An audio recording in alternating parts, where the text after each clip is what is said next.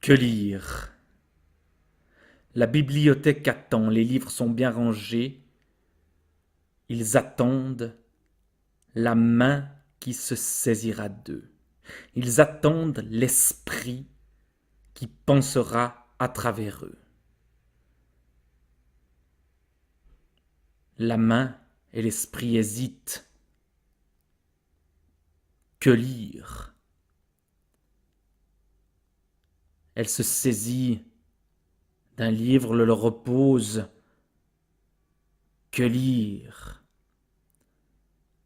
3 livres sont présélectionnés. Il s'agit de savoir ce dont l'esprit a besoin pendant les jours, pendant les semaines, pendant les mois qui suivent. A-t-il besoin de penser l'esprit du temps avec Edgar Morin? A-t-il besoin de penser nous avec Tristan Garcia? A-t-il besoin de penser la société des affects avec Frédéric Lordon? L'esprit est embêté, la main tâte d'autres livres, mais ces livres sont déjà lus. Les 3 présélectionnés, eux, sont encore vierges. Que lire? La main hésite encore, elle tâte d'autres livres, cherche plus au fond dans la bibliothèque, mais tout a déjà été lu, sauf les 3 livres qui restent. Comment choisir?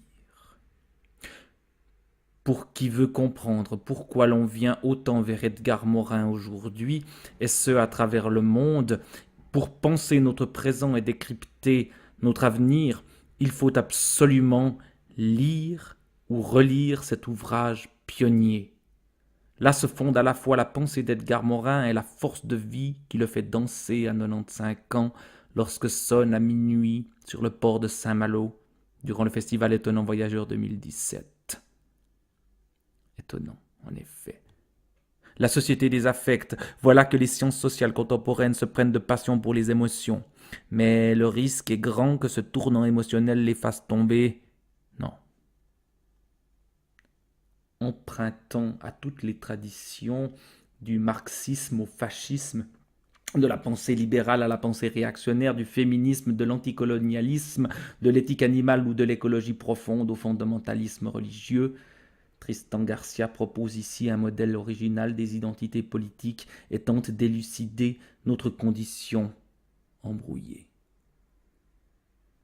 Tentons, avec lui, de trouver qui nous sommes.